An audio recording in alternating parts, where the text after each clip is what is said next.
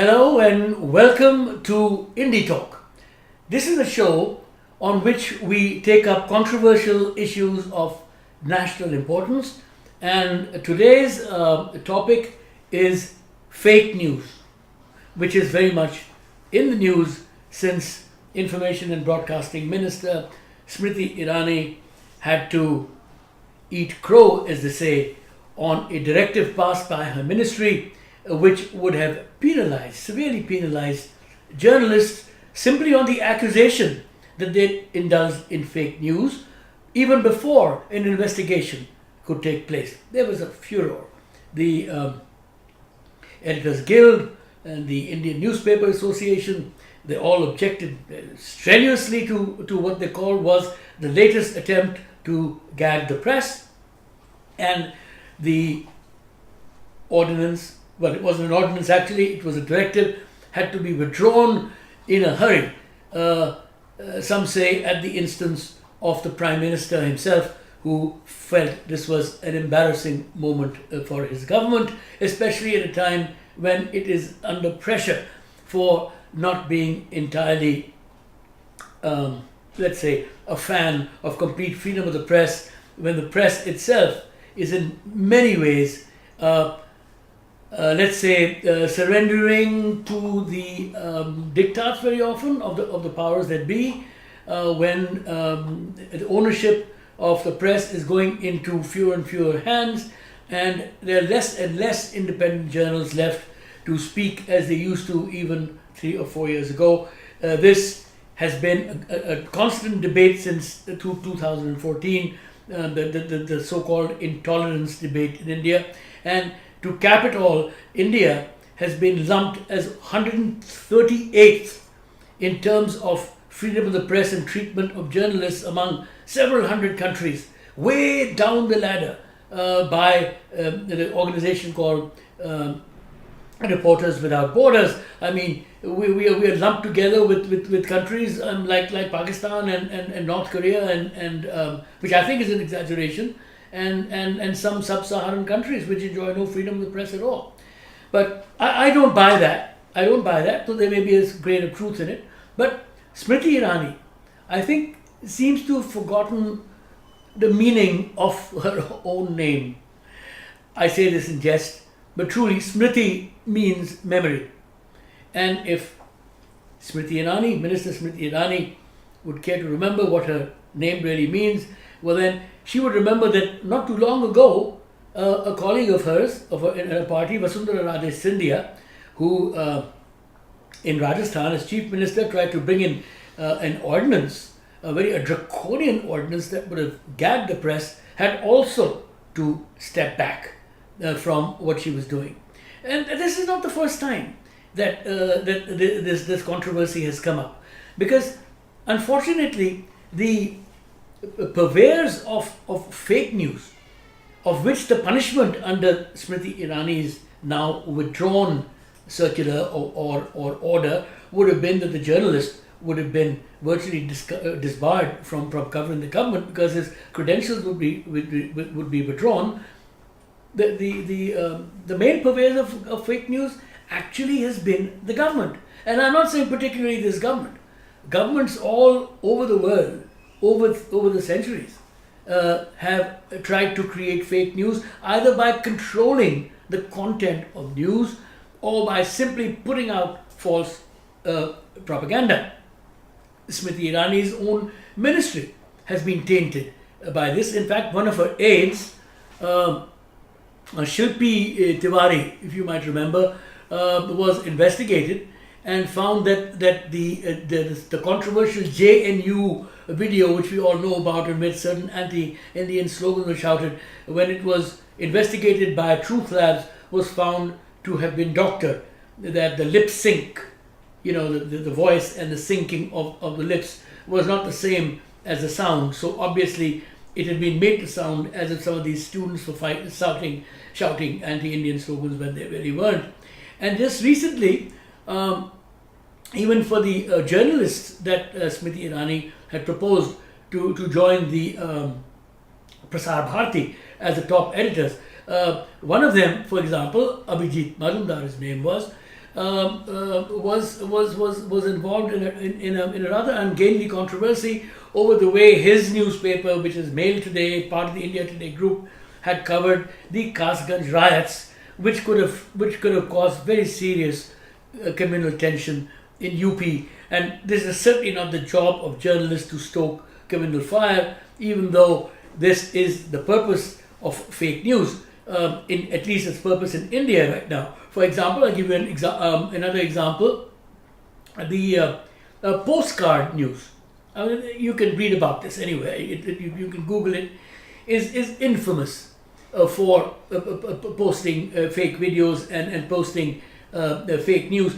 For example, just recently in Karnataka, where elections are taking place, and right now there is an attempt to polarize society because of appeals to religious fundamentalism. What postcard news published the picture of a Jain monk, peaceful people, very badly bruised, and said he had been attacked by the minority community, in other words, by the Muslims. And later on, when this was investigated by organizations like Alt News, which is the opposite of fake news, it was found that this Jain monk actually had been hurt in an accident. Now, these are just two examples, but let's go back historically. In India, wherever there's been a very brutal frontal assault on the press in trying to gag the press, it really has not succeeded. Let me give you some examples at random. During Rajiv Gandhi's time, and earlier, there was the Jagannath Mishra press bill. It didn't succeed. Jayalalitha tried the same. It didn't really succeed at all. And there have been several attempts to make anti-defamation bills stronger, but at the same time, somehow or the other, the press has come out on top, as it did during the worst time that it had, which was during Mrs. Gandhi's emergency. She controlled the media, and she also, her information minister, his name was V.C. Shukla, was the purveyor of fake news. He controlled the entire press through either making sure that the press didn't publish any news at all, or if any news was published during the emergency, which was a virtual dictatorship in which the press was gagged, opponents were put in jail, democracy was virtually suspended. Not suspended, it was ended until the emergency itself ended. That the news that was coming out in the papers at that time was that one of the worst aspects of the emergency, which was compulsory sterilization of males, as well as things like, law and order has been restored and trains are running on time, all this good news, all this good fake news. Apparently Mrs. Gandhi herself became a victim of this fake news. She bought this fake news. She really thought, because there was no other way, there were no sources of information left, because when there's no other independent press, the sources of information dry up and you get wrong information. And Mrs. Gandhi thought that her emergency was possibly a very positive step, good, and she ordered an election. Much to her horror, she found that she lost and she was thrown out of office, ignominiously thrown out of office. And here was a complete backfiring of the attempt to control news, because the leader of the country herself at that time, because of the absence of proper news, did not know what was happening in her own country. Now, there are four purposes for fake news. One is creating propaganda, controlling the media, manipulating historical documents, and creating newspeak, which is creating soft words to cover up, like saying maximum pressure instead of torture, like saying pacification instead of bombing of civilian populations. You see, control of history, to try and control history, because if you control the past, as a wise man said, then you can also control the present. And these attempts have been made, as I said earlier, these attempts have been made throughout history, just not in India, but elsewhere. Like, for example, Joseph Stalin in Russia, when he was killing tens of millions of innocent people and starving Ukrainians to death, was known as Benevolent Uncle Joe. until he was exposed by Khrushchev during the 20th Congress, and his crimes came into the open. Even the great helmsman of China, Mao Zedong, who knew when the bamboo curtain was on, what was going on in China? All the news that came out about China was how it was flourishing. Not today's China, I'm talking about Mao's China. How it was flourishing and how much real freedom there was of the peasants and proletariat, where in fact millions of people were dying in various provinces, in their agricultural provinces in Yezhen, during what was known as this great leap forward, and after that the Cultural Revolution. Even the Americans indulge. Look at Trump today. Anything that he doesn't like, he calls fake news. He calls fake news, and he has declared the American press an enemy of the American people. Americans have indulged in fake news before. During the Vietnam War in the 1960s, and under President Johnson, and then under Nixon, at 5 o'clock every evening in Vietnam, there was a press conference. And that press conference was given by the Ministry of Defense, the Defense Department, and their spokesman. And I was a newspaper man at that time, and we used to call it, I wasn't there then, but my colleagues were there, they used to call them the 5 o'clock follies, which means, okay, let's go and get a dose of fake news. And they were told that America was winning the war, and each time they would give body counts of thousands of soldiers, the Viet Cong soldiers who were killed, when actually America was neutralized to a standstill. It didn't work. It didn't work with the American people ultimately, and it didn't work because there were quite a few American papers, including the New York Times and several other smaller papers and broadcast stations and private television, that while they broadcast the government's version, continued to tell the truth. And I think America, after withdrawing from Vietnam, came out much the stronger for this. Now, what is the alternative to fake news? It's a real problem. I'm not saying fake news is not a problem. I'm just giving you examples of it, including the way it's really overtaking this country. I mean, day after day. Well, the answer to this is much, much greater informed vigilance by the people. Also, fake news doesn't work for too long. What happens if you're telling the peasant or the farmer who's marching in, say, 60,000 strong in Maharashtra, or there's distress among tribals in Madhya Pradesh, or there are a tremendous problem with Dalits. If you try to tell them through fake news, or by deleting this news, or making your friendly newspapers not pay attention to it, doesn't make the problem go away.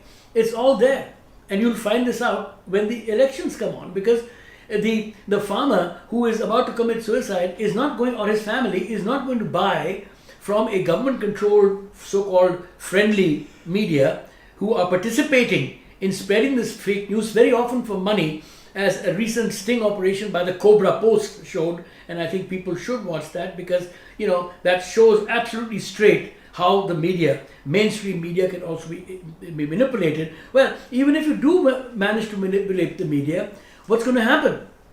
A person, as I was saying earlier, whose father or his grandfather can't repay a debt and is starving and is in distress because is committing suicide, and the anchor on your television set is telling you that everything is hunky-dory and everything is just fine, he's not going to believe you. That family is not going to believe you. It's going to know it's fake news. And this is exactly what reminds me of the book, the great book 1984, which George Orwell, who foresaw this problem. His ministry at that time in an imagined country called Oceania was known as a Ministry of Truth. And the purpose of the Ministry of Truth was to keep telling the people lies. And then there was a Ministry of Plenty.